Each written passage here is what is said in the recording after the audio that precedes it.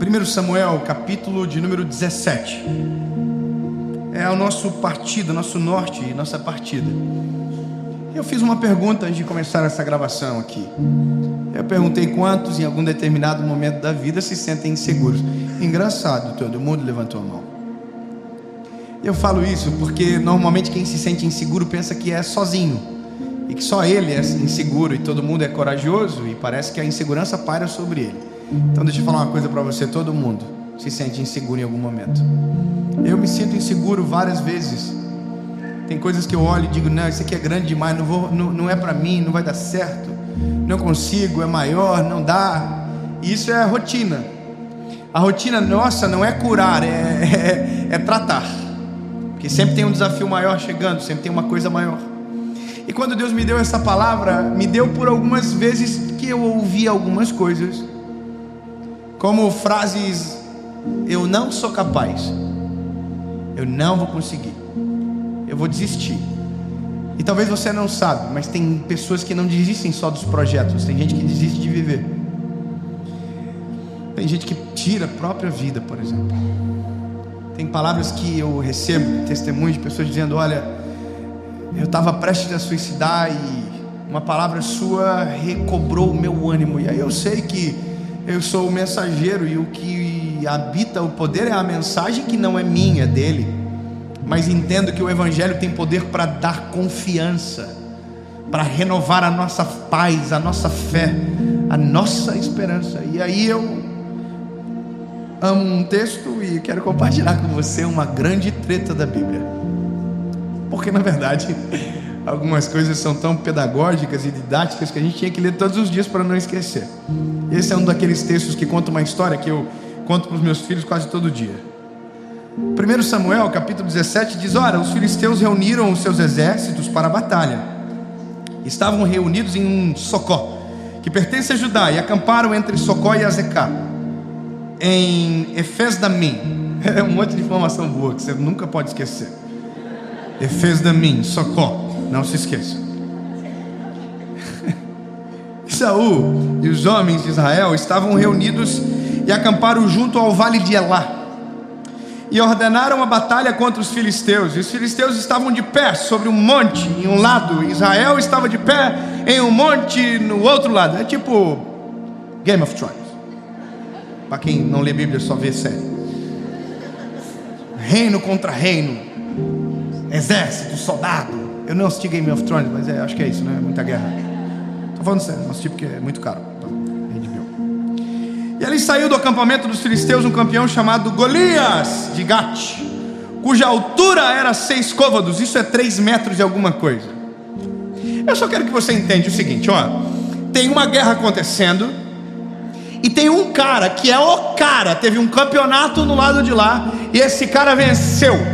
E ele é sinistro, irmão. Ele é um gigante. O nome dele é Golias.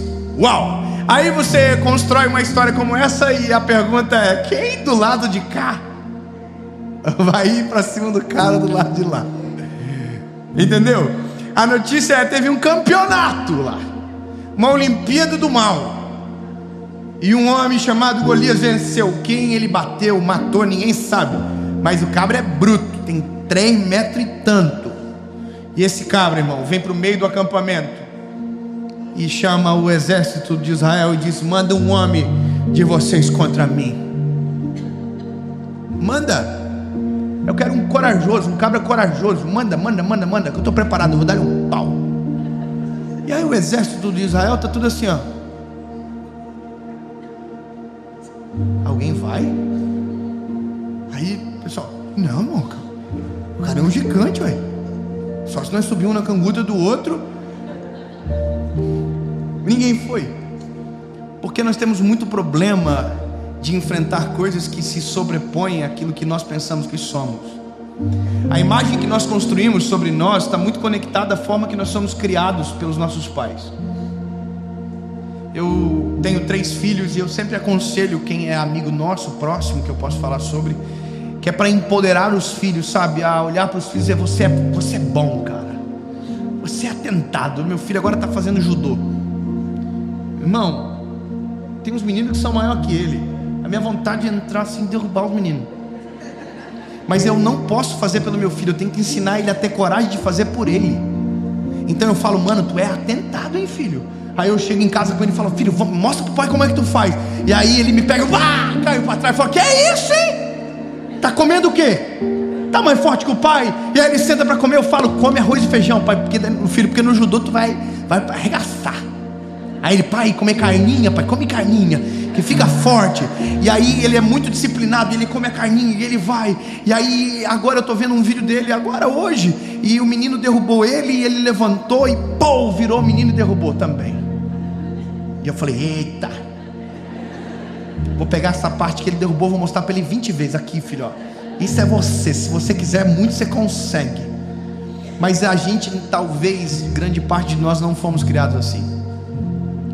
Nós fomos criados a ter medo de tudo, fomos desestimulados, fomos chamados de burro. Entende? Às vezes nós lidamos com uma geração extremamente insegura, porque foi construído de maneira insegura a identidade dele.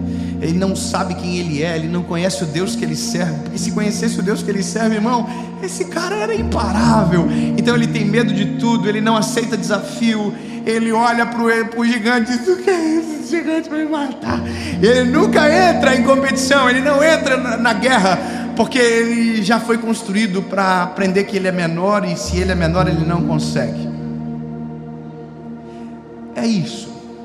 As nossas inseguranças estão conectadas à forma que fomos gerados, a nossa identidade, quem nós pensamos que somos, como fomos acreditados em, sabe? Está aqui, está enraizado na gente, sabe? Tem gente que tem medo de dirigir, tem gente que tem medo de tanta coisa, tem medo de sair de casa, tem tanta fobia hoje que você tem medo, que tem só Jesus, irmão. Já viu? Hoje tem medo de tudo, fobia de tudo, porque são inseguranças que são geradas às vezes por traumas, e a pessoa vai alimentando aquilo, ela não vence, ela não, porque ela aqui dentro está confuso. E como eu recebo muito isso, eu precisava de uma palavra, porque a palavra ela é manual, resposta para todas as perguntas, inclusive para aquelas que ainda não nasceram no nosso coração. E aí eu estou nesse texto que eu amo, e eu conto para meus filhos, como eu disse várias vezes, meus filhos falam a história perfeita, e aí eu estou aqui, e aí eu olho para um garotinho chamado Davi. E isso para mim é maravilhoso, porque ele vai remontar agora todas as mensagens anteriores. Lembra do que falamos? A dor de crescer, enfrentar o deserto e os processos para poder chegar. Lembra? Lá atrás, lembra sobre a nossa vida espiritual em dia? Agora recobra comigo face a face, passo a passo. Se você tem uma vida espiritual saudável, se você respeita os processos e aceita a dor do crescimento, em algum momento você vai se ver na frente de um gigante. Não tem o que fazer. É muito doido isso. Para mim algumas coisas são muito vivas. Então agora eu começo a olhar para o Davizinho e encontrar onde está ele em cada parte da mensagem que foi falada até então. E aí a primeira é a vida com Deus. Davi era um menino cheio de Deus. Davi era um menino que Deus chamou de o menino segundo o coração dele. Que isso? Quando Samuel foi na casa de Jessé para ungir o próximo rei de Israel, a Bíblia diz que foram colocados em ordem os mais bonitos, os mais elegantes, os que tinham cara de rei, um atrás do outro. E aí o Samuca olhou para o primeiro, Abinadab, e disse: é ele. E Deus falou: não estou olhando para a aparência, estou olhando para a essência. A gente acredita muito naquilo que vemos fora, mas eu amo aquelas pessoas que você olha por fora não dá nada, mas por dentro mora um guerreiro, alguém cheio de Deus, corajoso, pau para toda obra, entra na batalha, compra a briga. Já viu aqueles baixinhos bravos que tem, irmão? Bom de briga? É tipo isso. Aí Deus diz para Samuel: Samuel, eu não estou procurando aparência não, passa todos os filhos, passam os 7. E aí Samuel diz para Jessé: Jessé, está faltando um, não está? Tem algum filho que teu não está aqui? Ele diz: não, tem um que não está, porque está trabalhando, cuidando das ovelhas. Aí ele diz: então manda buscar. E aí foram buscar o Davizinho. Davizinho está onde? Cuidando das ovelhas, vivendo o processo. Processos são aqueles que a gente vive e às vezes ninguém sabe, ninguém vê, ninguém contempla, ninguém tem tempo para cuidar, porque isso não vira notícia, não sai no Instagram, não vira publicidade. Processo, é secreto às vezes. E esse é um negócio de quem vê alguém derrubando um gigante pensando que ele nasceu naquele campo de batalha e apareceu do nada. Não. Ele teve processos que nunca ninguém viu, porque quando respeita processo, entendeu? Bom, o Davizinho estava lá no campo. A Bíblia diz que ele já tinha matado o urso, o leão, o pau já tinha quebrado naquele campo. E ele não era um pastor normal, ele era um pastor zica. Os ovelhinhos olhavam para ele e falavam assim: nossa, Davi, nós te amamos, tu é maravilhoso. Porque a Bíblia diz que ele comprava a briga das ovelhinhas. O leão foi, ele matou o leão, o urso foi, ele pau no urso que não sabia do leão. E aí um dia chamaram ele para casa. E ele chegou em casa e falou: pai, o que está acontecendo? O Samuel está aí, diz que vai ungir o próximo rei de Israel. Parece que o rei de Davi falou assim: tá, mas Abinadab? Não, filho, foi todo mundo, está faltando alguém. Aí o Samuel olhou para ele e falou assim: será? Aí Deus falou: é ele mesmo, é o menino segundo o meu coração. Que isso, irmão?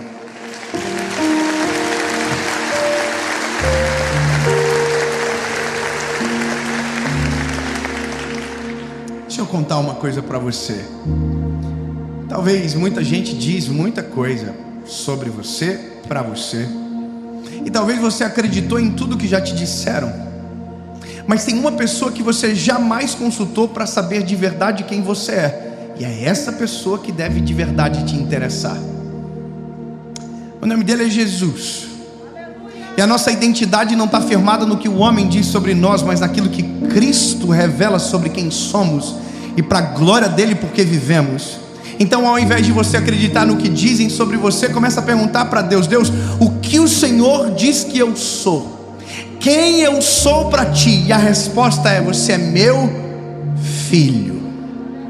Se isso não te for suficiente, você vai viver refém a vida inteira do que dizem ao teu respeito. Mas quando entendemos quem somos, nossa identidade se altera para a percepção de quem filho e o que um filho faz. Você tem filho? Quem é pai aqui? Levanta a mão. Irmão, os nossos filhos são folgados, não são? Pode falar a verdade, irmão, são folgados, sim ou não? Eu tenho a minha pequenininha de 3 meses. Pensa uma guriazinha folgada. Tu solta ela, tu pega ela. Ela tem 3 meses e já virou minha chefe, irmão. Você solta ela, pegou, parou de novo. Mas por que ela para de chorar quando eu pego? Porque é o pai que pegou. No meu colo ela se sente segura. Entendeu? Não é que a cama é ruim, é que o colo do pai é melhor. Eu vou. Ei, irmão, não é que a cama é ruim, o colo do pai é melhor. Então eu sei quem ela é, mas ela já se ligou quem eu sou para ela, e isso é suficiente para eu pegar e ela parar de chorar. A gente vive a vida inteira com Deus maravilhoso, conselheiro, Deus forte, Pai da eternidade, príncipe da paz, e está passando luta, necessidade, sem dizer: Deus, pega no colo, é melhor o Senhor comigo do que eu viver sozinho nessa terra, entendeu, lindo? É melhor o Senhor do meu lado, desce, toma conta, entra no meu coração, faz morada, muda tudo. Então, a primeira coisa para a gente aprender a lidar com nossas inseguranças é saber quem somos para Deus. Muda tudo, porque eu não vos chamo de servos, eu vos chamo de amigos, porque os amigos têm ciência do que eu estou fazendo. Aleluia. Davizinho top. Oi, tudo bom, seu Samuel? Que você vai ver o rei? Joelho aí que é você. Imagina o Davi assim, que isso? Os irmãos tudo.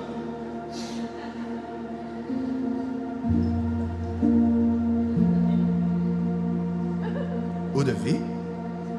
Ele mesmo? Tem certeza? Eu imagino Samuel assim, ó. Eu também achei estranho, mas o chefe mandou. Essa é a graça de tudo. Quando nós pensamos que estamos aptos, normalmente não estamos. Agora, quando dependemos da graça e do favor de Deus, Ele diz que é pra gente ir, é difícil de acreditar, mas é só fazendo o que dá certo, irmão, porque se Ele mandou, Ele é responsável, Ele vai ir junto, Ele cola na guerra, Ele tá junto na parada, Ele tá dentro, Ele tá perto, entendeu? Então, isso é graça. Graça é, eu sei que não posso, mas porque tem um Deus que pode tudo, então eu também vou. Graça é favor imerecido. Então é isso, Davizinho não tinha cara de rei, não tinha pinto de rei, não era rico. Então, esse dia eu estou vendo um vídeo na internet e um rapaz está dizendo como parecer ser bem sucedido. Eu achei engraçado, porque na vida ou você é bem sucedido ou você não é. Parecer não é a mesma coisa que nada. Você já viu que está cheio de dublê de rico hoje?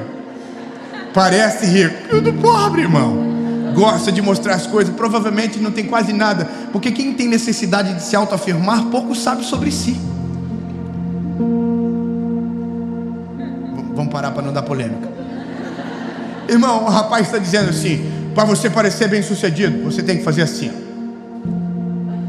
botar os ombros para trás, peito estufado, cabeça erguida, e aí quando você falar, o seu tom de voz vai ser diferente. Eu tô aqui olhando o vídeo achando maneiro, tô fazendo tudo igual em casa. Aí dei 3 passos assim, irmão. Já pensou andar que nem um galo igual o dia todo? Oi, tudo bem?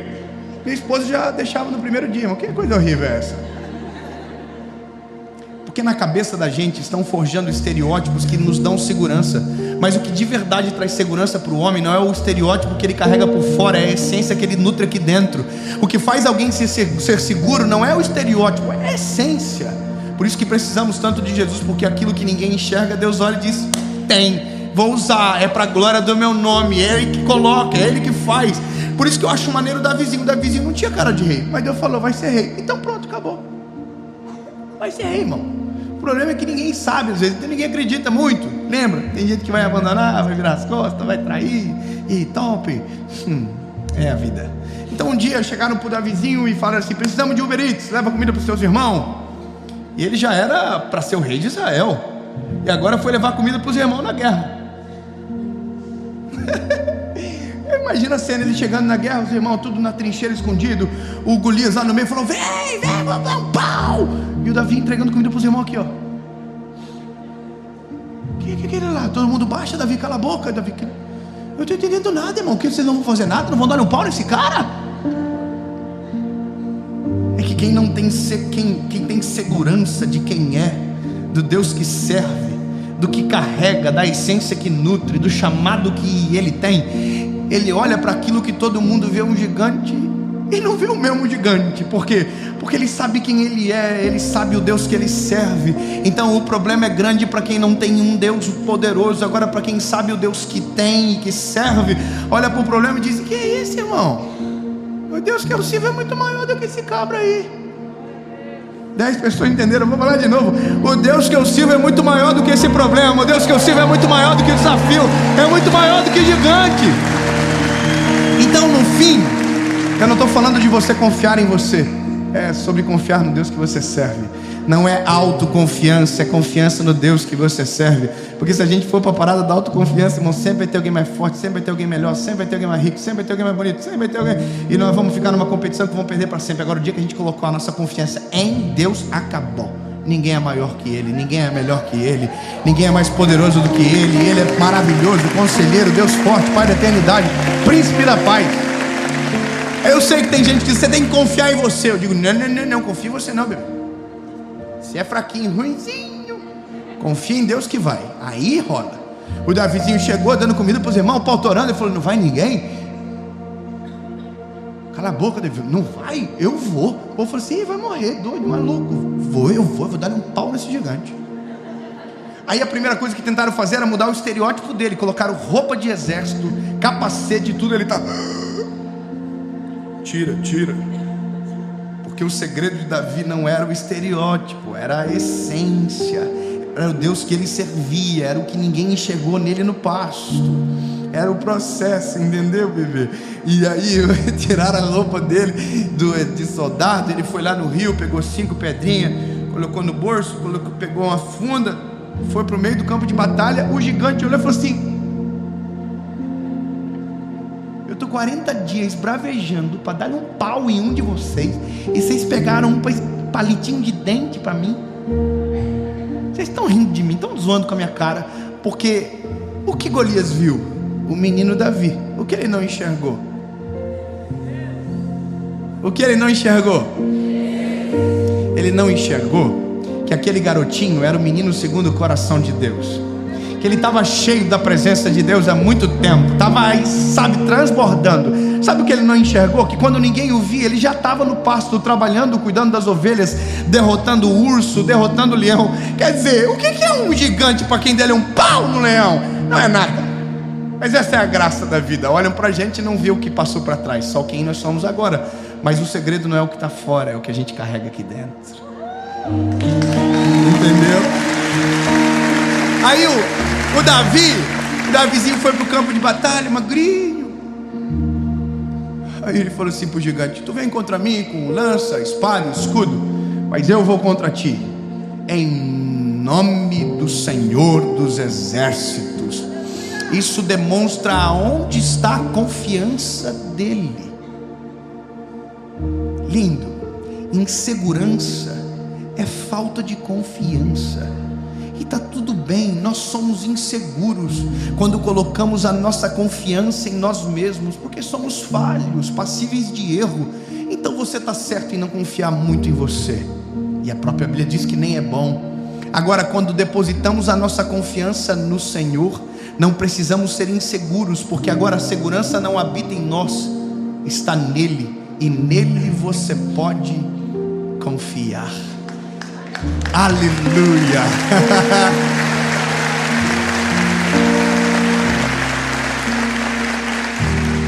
Uma cena horrível, todo mundo olhando, vai matar o menino, tadinho, todo mundo tirando foto já para registrar, fazendo vídeo para postar. Ele pegou a funda aqui, irmão, ó. Desenrola.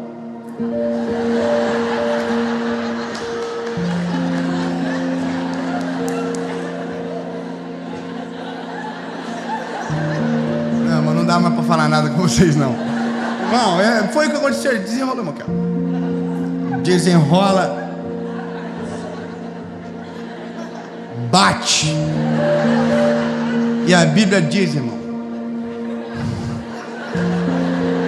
que o gigante caiu de ladinho. Acabou.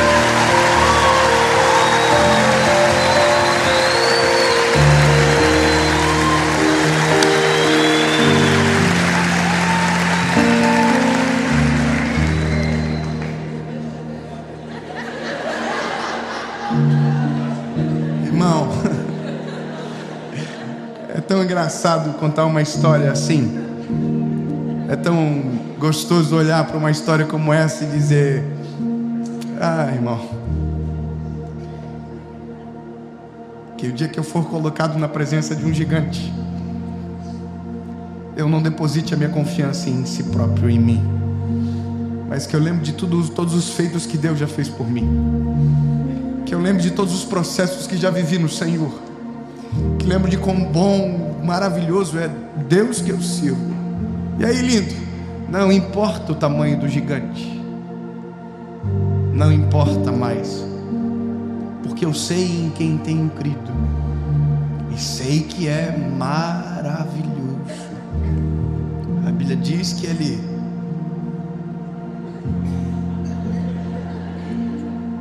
acabou. Lembra da palavra lá de trás? Bom, o Davi se tornou o maior rei da história de Israel.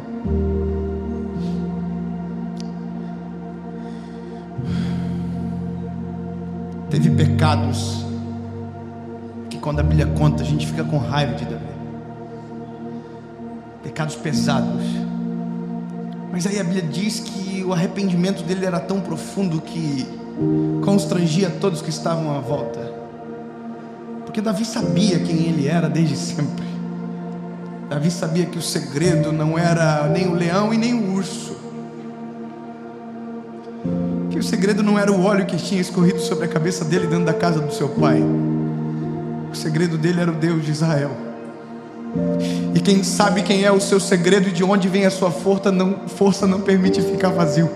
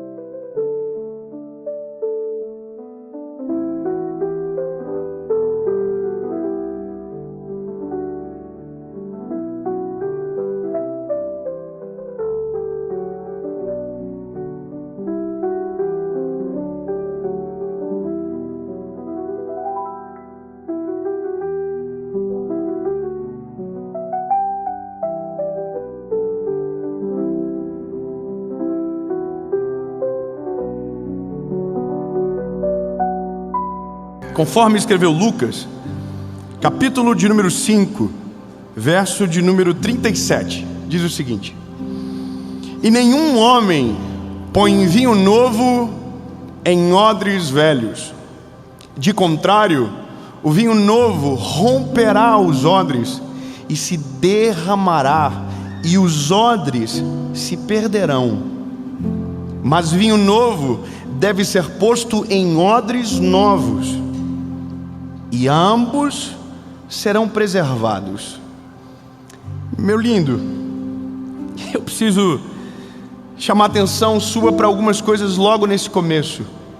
A primeira delas é que quando o vinho é deitado ou colocado dentro de um odre velho, o que a Bíblia vai dizer é que o odre se rompe, mas ele não fala do vinho que cai no chão.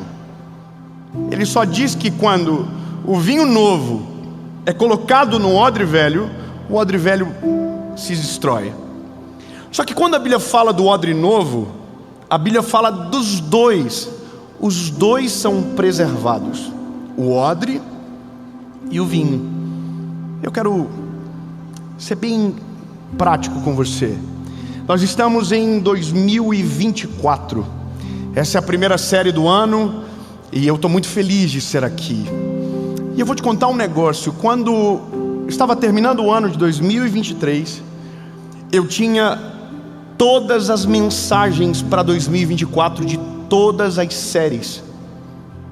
Sabe o que é isso? A gente está falando de cerca de 80 mensagens prontas para ser gravadas. E quando chegou no final do ano, o Senhor falou no meu espírito: deleta tudo. Aí, irmão, eu sou humano. Senhor, não é da carne, não é de mim. Isso é de mim, é do meu nome. Assim diz eu mesmo. Irmão, e aquela voz insistiu dentro do meu espírito. E o Senhor falou comigo: eu vou te dar uma mensagem, que é a mensagem da virada de ano.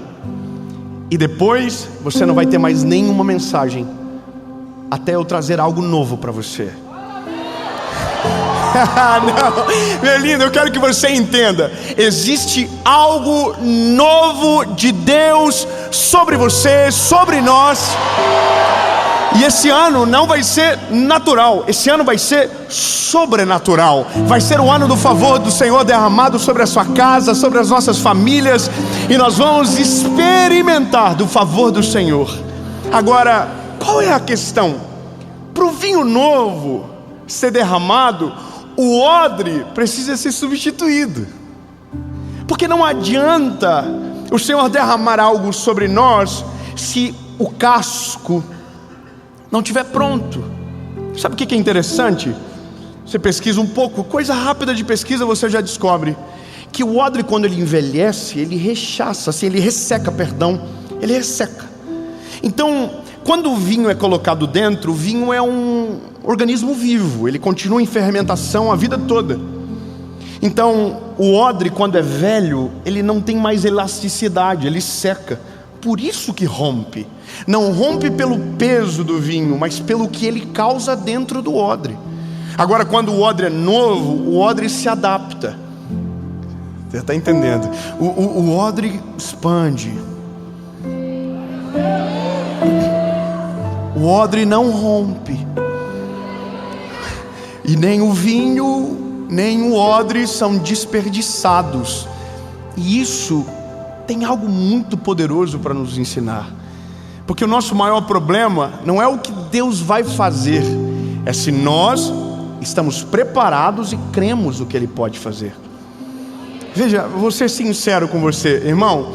O dia que você for pai, você vai entender: o maior desafio de um pai é não dar tudo o que o filho pede. Mas se fosse por nossa vontade, a gente daria tudo. Meu amor é limitado. Imagina o amor de Deus sobre nós.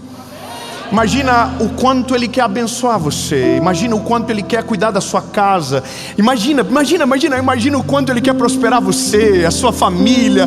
O quanto Ele quer mexer no teu coração. Imagina, é muito maior do que você acredita. E esse é o problema, a gente não acredita, porque a nossa mentalidade, ela é colocada dentro de uma caixa. E por muitas vezes essa caixa é mais apertada do que deveria. Então tem muita gente que vive o evangelho não baseado na Bíblia, mas baseado em uma religiosidade que não é bíblica. Vive um evangelho de prisão, não é de liberdade. Vive um evangelho onde uma igreja é maior do que a outra, onde um é mais importante do que o outro. Não, irmão, o evangelho nos coloca lado a lado. O evangelho tira as barreiras, o evangelho tira os degraus. Só existe um que está no degrau acima de todos, e o nome dele é Jesus Cristo de Nazaré. Só que isso vai produzindo dentro de nós uma mentalidade. Então a gente acha que Deus não quer fazer, a gente acha que Deus não pode, a gente acha que é demais para a gente acha que algumas coisas a gente não precisa mesmo. E não é nem porque a gente não precisa, é porque como a gente acredita que nunca vai ter, ou que nunca vai viver, a gente diz besteira. Sabe quando você vê alguém vivendo algo extraordinário, e você diz assim: se eu tivesse o dinheiro que ela tem, eu não iria. Iria sim, viveria sim. O seu problema não é nem o dinheiro, é a mentalidade. Porque a nossa mentalidade condiciona a nossa existência. E como você prova isso biblicamente? Veja, quando eu olho para o evangelho, para os evangelhos, eu vejo uma manifestação de Jesus que mudou a vida de 12 homens. Um se perde no caminho, porque conheceu Jesus, mas não deixou ser transformado por Ele de maneira completa. Mas permanecem os 11, e eles dão sequência ao trabalho de Jesus. E o que me interessa quando termina os evangelhos é o que acontece com a igreja, é o que acontece com o movimento que Jesus criou. E o movimento depois de Jesus continuou, cresceu. Nós estamos em 2024, ele ainda é o nome mais importante do mundo. Ninguém é maior, ninguém chega perto, ninguém se compara a ele. A honra, a glória, o louvor, é tudo dele. Agora, veja bem, quando você vê em Atos dos Apóstolos, você vê que os milagres continuam. Jesus foi embora, mas os milagres permanecem. Jesus foi embora, mas a multiplicação continua. Jesus foi embora, o cego ainda consegue ver. O Senhor foi embora, mas o surdo volta a ouvir. O Senhor foi embora, mas aquele que era miserável, o Senhor coloca no lugar de honra, porque Ele não foi embora do jeito que a gente acredita. Ele foi preparar o nosso lugar e deixou conosco o Espírito Santo. Você entende? O Espírito Santo, que é o nosso melhor amigo, nosso paracleto, nosso ajudador, aquele que convence quando a gente está tomando uma decisão errada, do pecado, da justiça e do juízo. Mas veja bem, a Bíblia vai contar a história de um garoto, de um rapaz que é coxo, em Atos capítulo 3. Esse rapaz que é coxo, ele ficava na porta todos os dias. E aí você vai observar o que a Bíblia narra. Quem conta diz: olha, esse rapaz que era coxo era levado à porta todos os dias, e nessa porta ele pedia esmolas. Então imagina a cena comigo. Um jovem rapaz que tem uma deficiência que não é uma limitação completa, é uma pequena limitação, mas não é completa. Ele está na porta porque é levado para aquele lugar todos os dias, e a maior expectativa que ele tem é que o copinho dele se encha de esmola. Quem pede esmola normalmente ou levanta a mão, ou levanta algum elemento para que seja preenchido. Então a expectativa do paralítico, do coxo, não é andar. O coxo nem passa pela cabeça dele que um dia ele pode andar direito. Não passa pela cabeça do coxo que ele pode encontrar alguém cheio de Deus no caminho, que mude a história dele. Por quê? Porque ele não tem como sonhar isso. Porque a mentalidade dele é de paralítico, por mais que seja coxo. E a nossa mentalidade, ela declara muito sobre nós. Ela explica muito sobre o que você vive, sobre a maneira que você fala, sobre como você se relaciona. Então quando eu olho para o paralítico, e eu vou sempre dizer o coxo, mas para você entender que a mentalidade dele é de paralítico, você percebe que a disposição dele está limitada a um copo pequeno. O que isso implica? Simples. Aquilo que eu busco é aquilo que eu encontro. E quando a minha limitação ela é alimentada, fica ainda pior, porque a gente vai viver uma vida inteira tendo todo o favor de Deus para desfrutar e vivendo 1% de toda a graça e misericórdia de Deus derramada sobre nós. Eu vou ser mais claro, você poderia viver uma vida extraordinária, e é você que escolhe que seja ordinário. Veja, o pedido dele é: dá uma esmola por favor. A medida do copo é a medida da mentalidade, é o que ele vive, é o que ele acredita. E é isso que ele pede. Aliás, esse negócio de pedir é uma coisa da nossa vida, né? Toda a vida é assim. Eu não sei você quando ora, e se ora, ou quando. Porque normalmente a gente só ora quando está dando tudo errado. Sim ou não? Opa, anjos pousaram nesse lugar. Seja sincero, quando a nossa oração fica mais intensa? Quando as coisas estão dando errado. Agora, olha que interessante. Quando a gente ora, a gente sempre pede muito mais do que agradece. Porque como a gente chega na presença de Deus no dia da crise, a gente esquece de todo o favor que já foi derramado sobre a nossa casa. Então a gente dobra os joelhos e a gente diz: Senhor, eu quero que o Senhor faça isso. Senhor, abençoa meu marido, que ele tome banho mais de uma vez por semana. Jesus, oh meu Deus, olha aí, não glorifica ainda não. Vai que teu marido vê no vídeo depois. Aí você diz: Jesus, faz isso, faz aquilo, me dá isso, me dá aquilo. Só que tudo que a gente pede está condicionado àquilo que a gente acredita. Você entende que a nossa mentalidade, ela, ao mesmo tempo que declara, ela limita. Eu vou contar uma coisa para você. Quando eu tinha 26 anos, eu vim pregar em Goiânia. E eu vim pregar em Goiânia numa pequena igreja. E eu me lembro que era período de carnaval e me levaram naquele congresso que acontece na arena de Goiânia Arena. E aí eu entrei naquele lugar e eu não ia pregar, mas eu olhei aquilo e disse: que é isso? Dentro de mim, nunca eu vou pregar num lugar desse. Por quê? Porque eu fui criado dentro de um contexto pequeno. E aí eu até me escandalizava quando eu ia nesse lugar que tinha muita gente. Eu dizia: nossa, é mais frio, né? Prefiro um lugar pequenininho, a gente se sente melhor. Irmão, mentalidade. Só como Deus vai mudando a nossa mentalidade, e o odre vai sendo preenchido, o odre novo vai sendo derramado, vinho novo, você vai expandindo a visão. Só que a gente precisa primeiro de Jesus. Irmão, não tem como sonhar grande sem ter Jesus.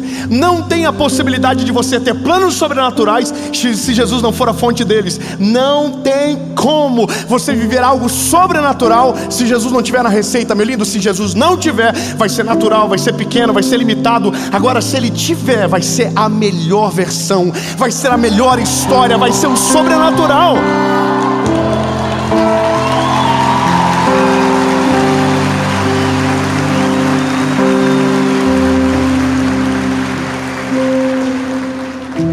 A mudança de mentalidade faz isso aqui. Você acostumou a pedir, a pedir, a pedir. Quando você muda a mentalidade, você troca a petição pela graça de agradecer.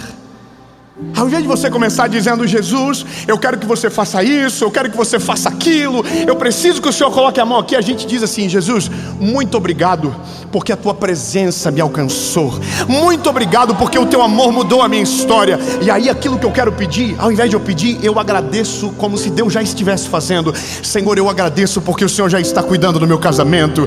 Senhor, eu agradeço, eu celebro o teu nome porque eu sei que o Senhor está cuidando da minha família, e estações novas estão vindo. E aí você vai declarando no nome de Jesus, e aquilo que você acreditava ser limitado vai perdendo os limites. E quando menos você esperar, aquilo que era grande para você vai se tornar pequeno. Entenda isso, lindo. É sobre expandir, é sobre preparar o coração, é sobre tirar as amarras, é sobre tirar as identidades perdidas que temos. Quantos de nós não vivem uma vida com Jesus deliciosa? Eu vou falar para você o que é uma vida deliciosa com Jesus. É uma vida que não precisa de liturgia. Em qualquer lugar você sente a presença dele. Você ama a presença dele, então você sente. Você não precisa de uma rotina perfeita, mas você precisa de um fluir do Espírito. Então você ora de dia, de manhã, de tarde, de noite. Você está lavando a louça, você está dizendo: Jesus, muito obrigado pelo teu amor, muito obrigado pela tua graça. E a presença de Deus se manifesta. Mas tem gente que condiciona a vida com Jesus a uma experiência semanal. E isso é mentalidade. Nós vamos sendo cerceados, vamos acreditando coisas sobre nós, então a gente não prospera, a gente não evolui, os nossos relacionamentos são os mesmos, os lugares que frequentamos são os mesmos, e a gente não muda nem de chinelo. É estranho conversar com alguém 10 anos depois e ele está vivendo a mesma coisa. É estranho você conversar com alguém e ele ainda ter notícia ruim para te contar. É estranho você encontrar uma pessoa de maneira periódica, uma vez por ano, e toda vez que você encontra, tem uma notícia ruim para contar. Eu tenho um amigo meu, que eu falei para ele: ano que vem, se você me contar mais uma notícia triste, nós não vamos ser mais amigos. Ele ficou assim: como assim? Meu lindo, ou você muda de vida, ou você melhora as coisas, ou você muda a sua maneira de olhar e para de reclamar e começa a celebrar o que Jesus já está fazendo, ou você vai permanecer daqui 1 ano, daqui 2 anos, daqui 3 anos. E ele com o olho regalado. E eu falei: lindo, eu estou seguindo em frente, eu estou indo para onde Deus deseja. 2023 foi incrível, mas 2024 vai ser melhor. Você entende?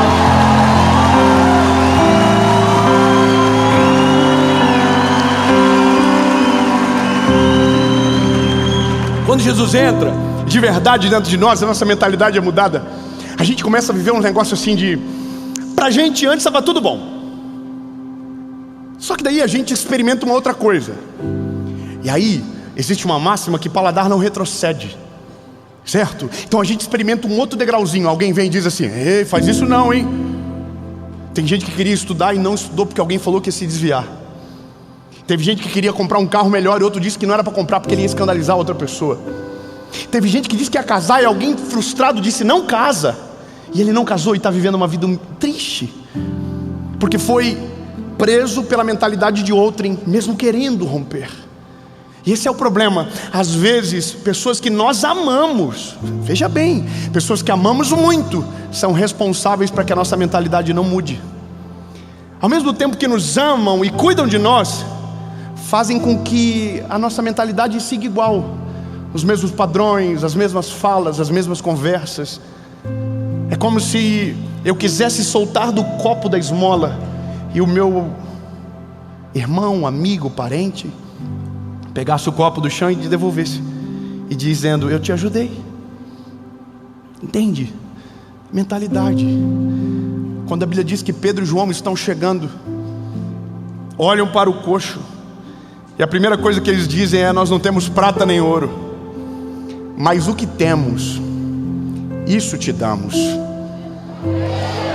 Não, 10 aleluia. Eu vou dizer de novo: nós não temos prata nem ouro, mas o que nós temos, isso te damos. Aleluia. E sabe, a esmola faz ele permanecer na porta, mas o que Pedro e João têm para ele liberta ele da porta, liberta ele do copo da esmola.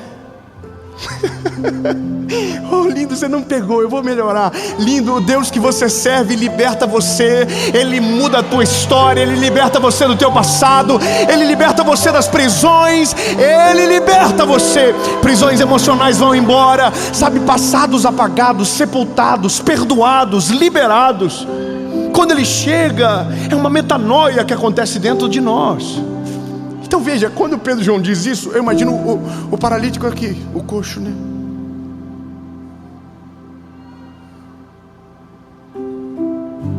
E o Pedro: dessa vez vai ser diferente. Baixa o copo. Agora levanta a mão.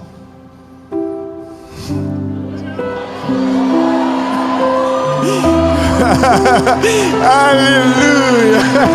Ei, irmão, baixa o copo, levanta a mão. Eu vou falar uma coisa para você que eu falo para os meus filhos, porque eu posso produzir uma identidade presa nos meus filhos também, sabe? Quando eu era garoto, eu ouvi muitas coisas. Eu ouvi que eu nunca ia viajar para fora. Meu pai dizia que eu nunca ia ter um ar-condicionado. Meu pai dizia muita palavra de maldição. Meu pai não dizia que me amava. Meu pai não pedia perdão. Meu pai não dava parabéns quando eu fazia aniversário. E eu carreguei muito tempo esse peso. Hoje não é mais. Foi perdoado. Mas sabe, os meus filhos experimentam de outra coisa. Eu falo para meus filhos toda hora: eu te amo, tu é o amor da minha vida. Eu ligo para meus filhos, eles dizem que me amam. Eles dizem que estão com saudade. Eu ligo para o meu filho agora do meio, Noah, que é o mais dramático. Ele olha para mim e diz: pai, estou com saudade infinita do pai. Eu acabei de sair hoje de manhã, mas ele já está dizendo que ele está com saudade infinita. Enquanto isso, a Serena me ignora às vezes, porque ela sabe do valor dela. Ela diz: eu não preciso te agradar. Aí tem o João, que é mais calmo, que é um lord, que é um gentleman. Ele diz: oi, pai. Eu espero ele desenvolver. Aí ele fala: posso te falar uma coisa? Irmão, é muito doido, cada um é diferente. Só que quando os dois vão dormir, os mais velhos que já entendem, eu digo para eles, eu oro sobre eles, depois eles oram, e aí eu digo: agora diz para o papai o que vocês são. Aí eles começam: amado, escolhido, talentoso. Irmão, vai indo, lindo, cheiroso. O meu pequenininho diz: criativo.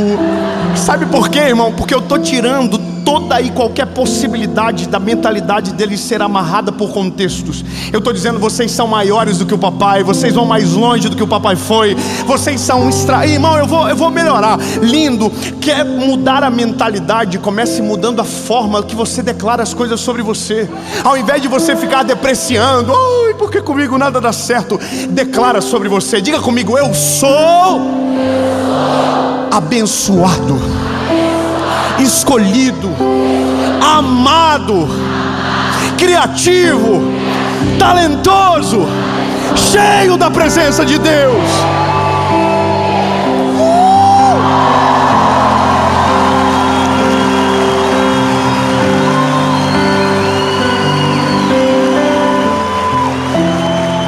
Se você diz, logo você acredita. Exercite. Mas eu preciso terminar. O Pedro e João diz: levanta e anda, tomando pela mão direita. Levantaram. Aí, obrigado, irmão. Glória a Deus. O coxo está andando e todo... Irmão, levantaram. O coxo aqui, ó. O copo, não precisa mais do copo. A posição sua agora é diferente. O copo não vai mais fazer sentido andar com você.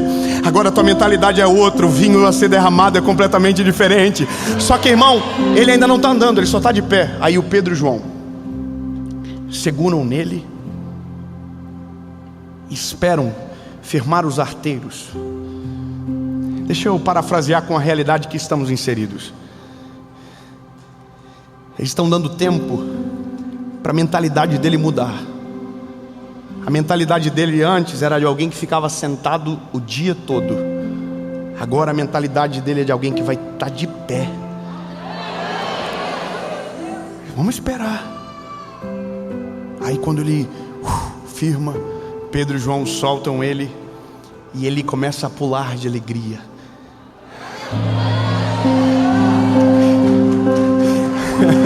Ele começa a pular de alegria, ele começa a celebrar. Ele era um coxo, agora ele é um ex-coxo. Ele era a carência do milagre, agora ele é o testemunho de um milagre. Irmão, mas lembra, tudo começou com: abaixa o copo, estende a mão. Deixa o Senhor fazer algo novo na sua vida esse ano, meu lindo. Tira aquilo tudo que te limita. Tira todas as visões equivocadas sobre o teu futuro. Tira as palavras de maldição, de jogo. Tira tudo que você ouviu na tua infância. Abandona tudo, deixa para trás e diz: Deus, enche com algo novo. Aleluia. Eu não quero viver o fruto do que viveram. Eu quero viver o fruto do teu favor e da tua vontade. E é dessa forma que, quando a nossa mentalidade muda, a gente acessa o favor de Deus de uma maneira sobrenatural. As coisas vão ficando estranhas. Quando você vê, você está num lugar que sonhou a vida toda. Quando você percebe, você está entrando por uma igreja. Irmão, quando você percebe, a maternidade está acontecendo. Quando você percebe, a promoção do trabalho está vindo. Quando você percebe, a sua vida mudou. E você diz: meu Deus, como foi que eu consegui viver sem isso aqui? E glória a Jesus por isso. E eu quero declarar sobre a sua vida 2024. Vai ser um ano que Deus vai mudar todo o teu ecossistema. Deus vai mudar toda a tua história. Deus vai mudar toda tudo que te cerca. Deus vai tirar coisas específicas e trazer coisas novas. É que a gente não acorda um belo dia feliz e diz que quer mudar. Não, quem está feliz quer continuar do jeito que está. É que a mudança, ela não vem nos dias bons. A mudança é a necessidade dos dias maus. Eu vou ser mais claro com você. Quando a gente está achando que está dando tudo certo, a gente não tem por que mudar. Por isso que o resultado confunde muito. Nem sempre o que está dando certo é o melhor para você. Isso é uma coisa importante. Mas algo ainda mais sério é que nós precisamos saber uma coisa: os dias difíceis, os dias de angústia, os dias de dor são os que mais provocam mudança em nós. Por um simples motivo: uma palavra que muda todas as coisas: arrependimento genuíno. O arrependimento é o fruto da mudança. Entendeu? A mudança, ela só acontece quando existe arrependimento.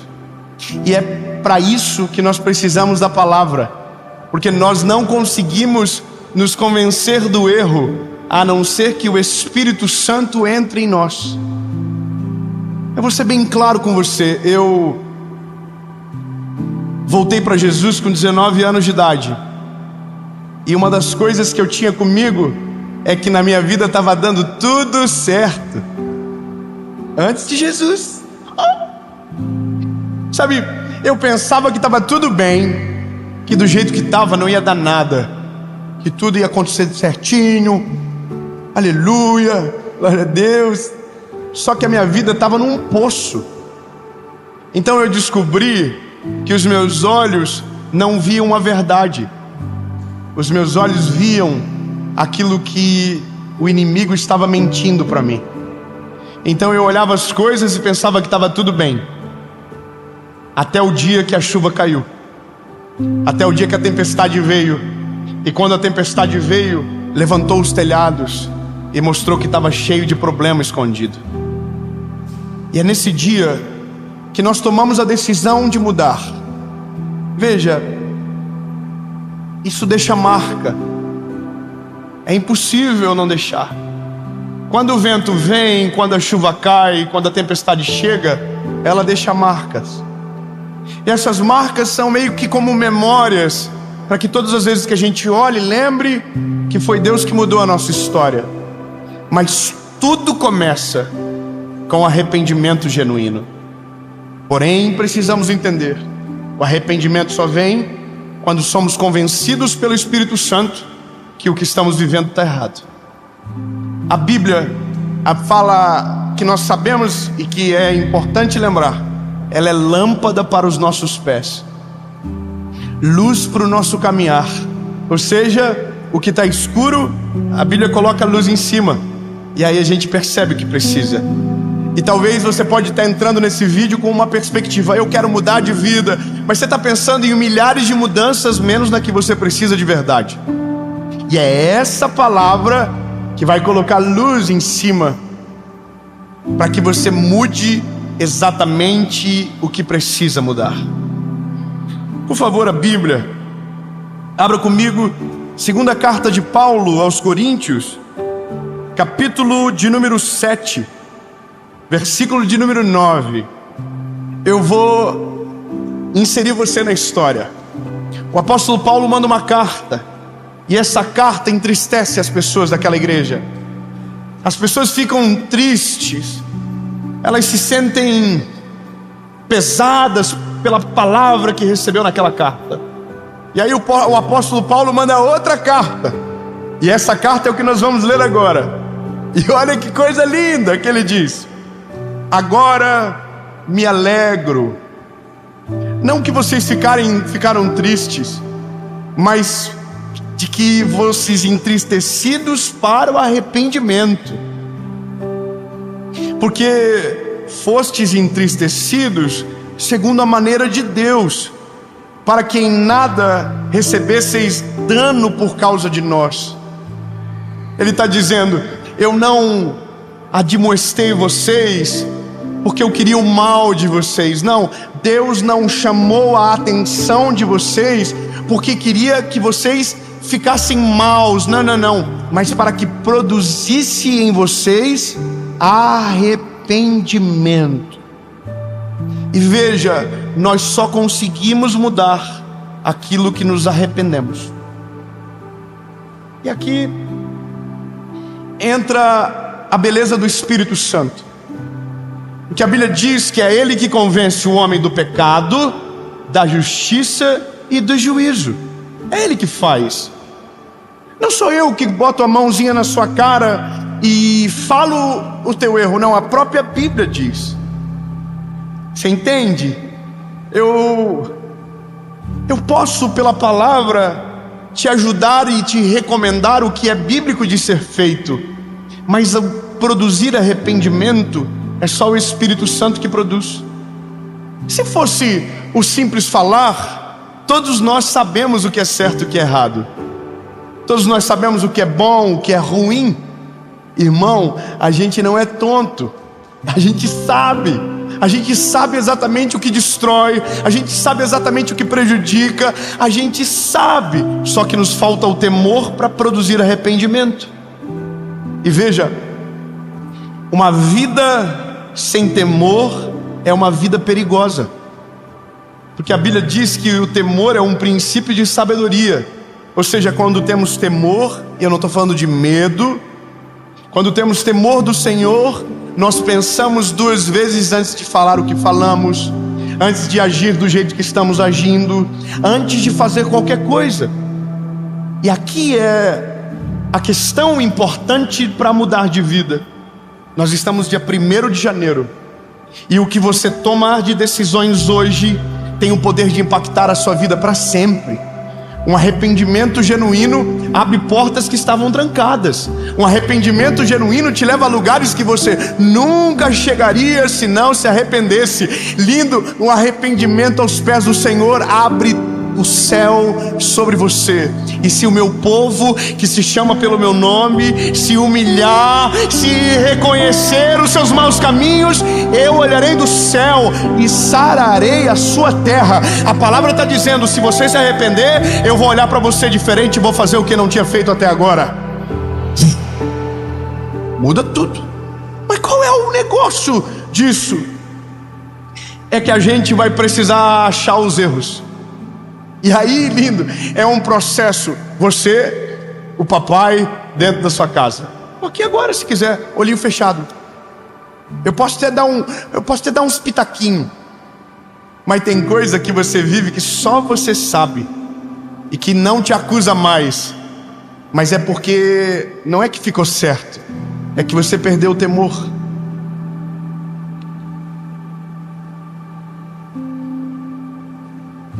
Quando eu aceitei a Jesus, eu tinha um temor. Aí a gente amadurece, pensa que sabe das coisas, e o temor começa diminuindo. Só que chega uma hora que o temor diminui tanto que você volta a fazer coisas que não fazia. E aí é nesse dia que você fala: o que está acontecendo comigo? Eu não sou mais o mesmo, porque não vivo mais eu, Cristo vive em mim. As coisas velhas se passaram, e eis que tudo se fez novo. Amém? Mas eu preciso ser prático com você. A Bíblia, ela apresenta a carta do apóstolo Paulo. Está dizendo que o resultado dessa tristeza foi arrependimento, e que nós precisamos então, às vezes, de tristeza para se arrepender. É difícil isso, mas é verdade. A gente precisa de choques de realidade. A gente precisa ser confrontado. A gente precisa, como um pai que pega um filho, leva para o quartinho, baixa na altura, olha na baguinha do olho.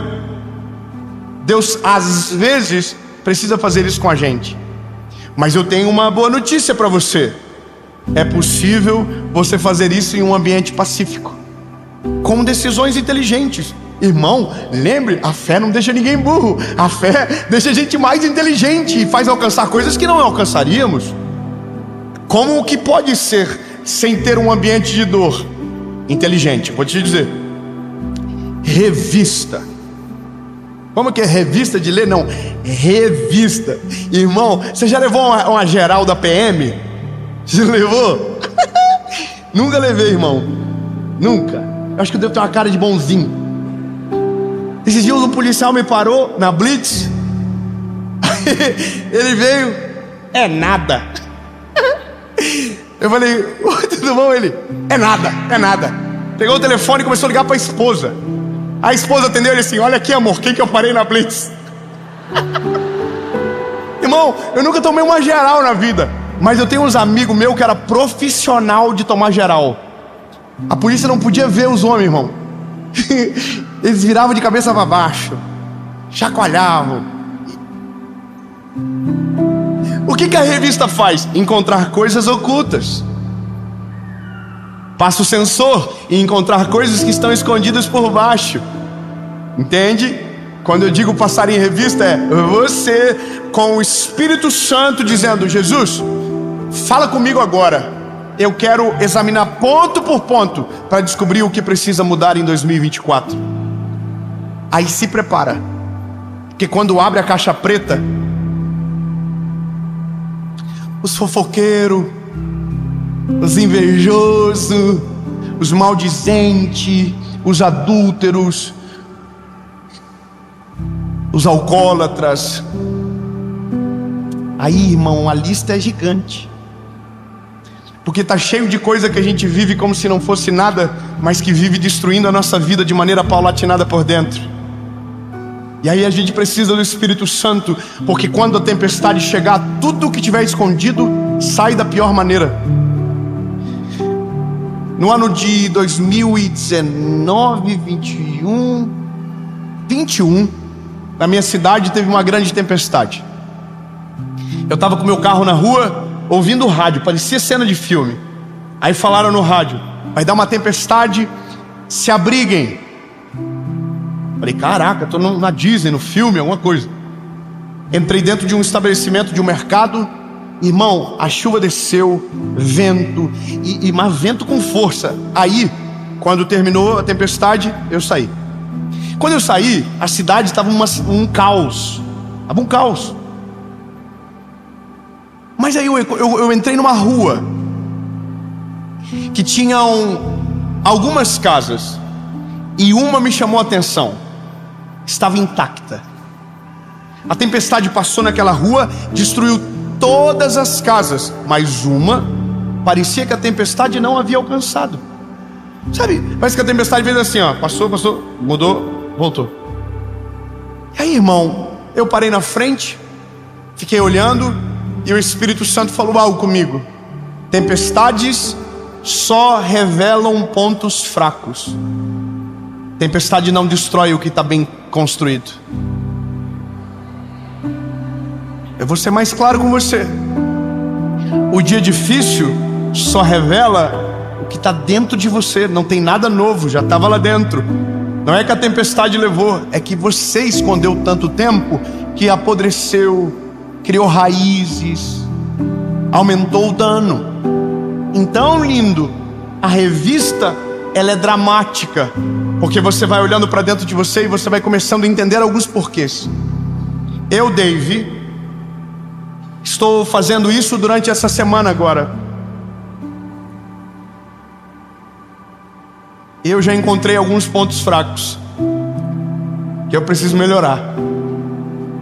E eu não vou falar porque os irmãos ficam tudo curioso. O problema é só meu. É eu que tenho que resolver.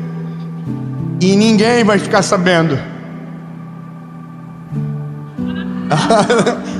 Irmão, você quer contar o teu ponto fraco para mim?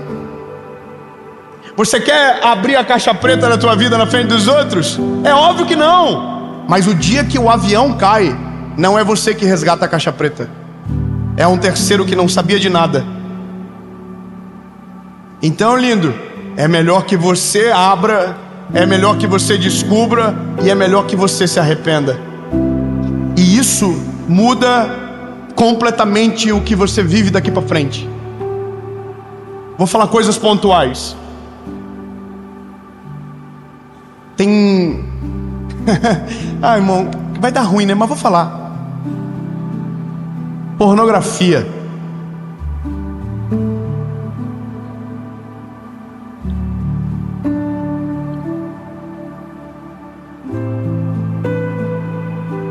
Alcoolismo. Mas Dave, é só social. Irmão, sabe o que mais me irrita? É as pessoas perguntar pra mim a vida toda. Eu vou viver uma vida toda e as pessoas vão estar perguntando a mesma coisa. Tatuagem é pecado? Beber é pecado? E um vinhozinho com a minha esposa coisa que eu tome? Irmão, vou falar com você, não é pecado. Então o que é pecado? O vício. Mas tem um problema. A gente substituiu a ignorância pela burrice. Antes a gente não sabia se era pecado ou não. Agora a gente sabe que não é pecado, mas ficamos burro. Tem gente que está viciado e destruindo famílias.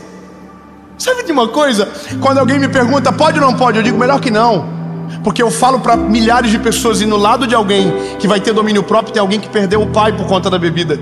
Do lado de alguém que tem o domínio perfeito, que consegue tomar uma taça de vinho com a esposa e ficar em paz sem alterar a personalidade ou o caráter, tem alguém que está orando para que Deus liberte o marido do álcool, porque chega em casa quebrando tudo. Meu lindo, não se trata sobre ser pecado ou não, se trata sobre ser burro ou inteligente. Se você quer mudar de vida, o vício não faz parte da história, porque tudo que chamamos de vício é prisão. Lindo, não é possível ser livre se você está preso a uma coisa. Você entende? Irmão, eu vou falar, eu tenho ai meu Deus, eu vou falar, eita coisa, é só confusão hoje. Eu tenho um motorista que trabalha com a gente em São Paulo. Cara maravilhoso, irmão, maravilhoso, maravilhoso.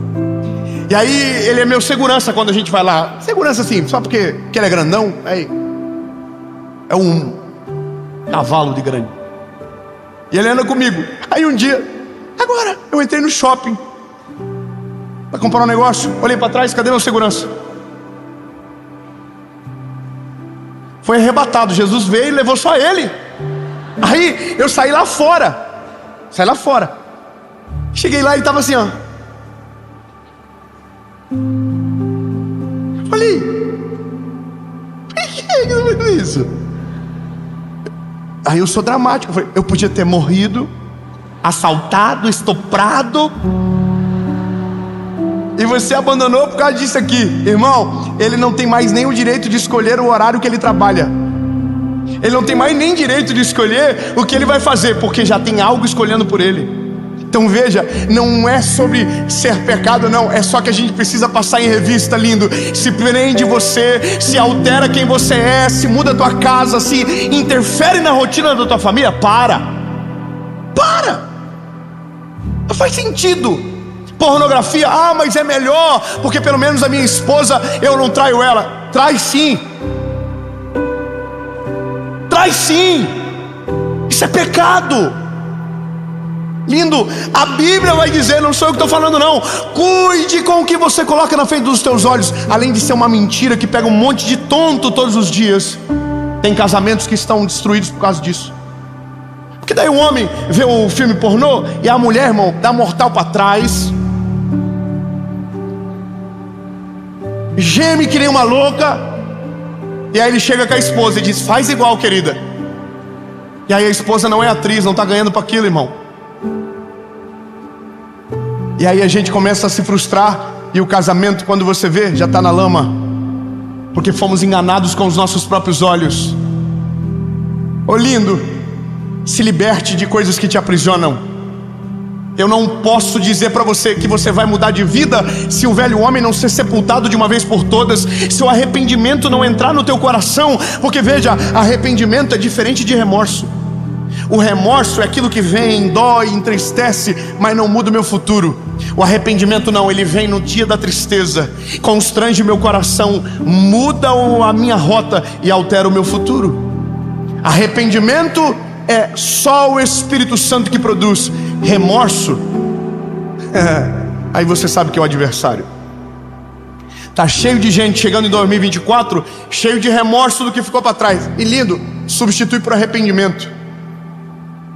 Arrependimento vai fazer você viver uma vida totalmente diferente do que viveu. Porque sabe qual é o problema? Se você não arrepende, você vive uma vida de ciclos. Ciclos. O arrependimento quebra o vínculo com o passado.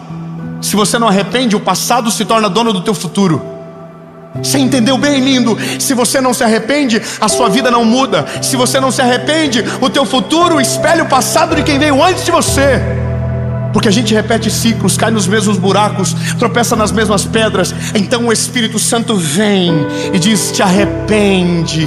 E aí você diz: sim, Jesus, eu quero me arrepender. E aí o Espírito Santo vem e te inunda de um amor que é sobrenatural, porque só Ele tem poder para perdoar pecado. A cruz do Calvário foi para te dar o direito de dizer: me perdoa, e o sangue de Jesus perdoar você de todo o pecado, para que a sua vida seja nova, totalmente diferente.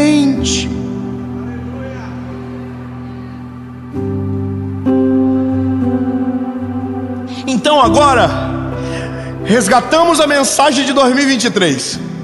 O seu ano será extraordinário.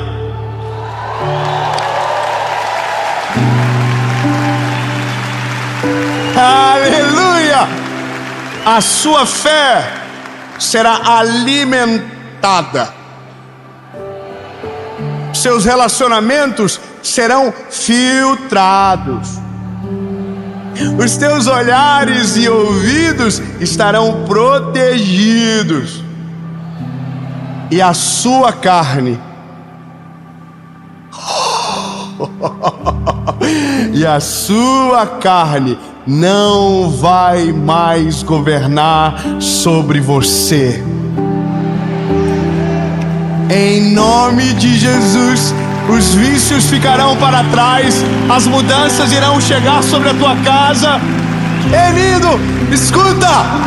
Se você deixar Jesus entrar e se arrepender de todos os teus pecados e mudar a rota da tua vida, a sua família, escute bem, será completamente transformada. Os seus filhos serão completamente diferentes. O seu futuro será drasticamente alterado, porque o pecado te levaria para um lugar, mas o arrependimento abre a porta da eternidade sobre você, sobre a sua casa, sobre a sua família, sobre o teu futuro. Portanto, arrependam-se, pois é chegada a hora. E faça enquanto é tempo. Eu não posso deixar você pensar que mais um ano vai viver só de promessa, mas sem que você renuncie a algumas coisas. Aquele que quiser vir após mim, negue a si mesmo, tome a sua cruz e então siga-me. Esse é o convite do Evangelho para você. Você quer mudar de vida? Então deixa o Espírito Santo entrar dentro do teu coração. Ele vai colocar a luz aonde está apagado e a sua vida nunca mais será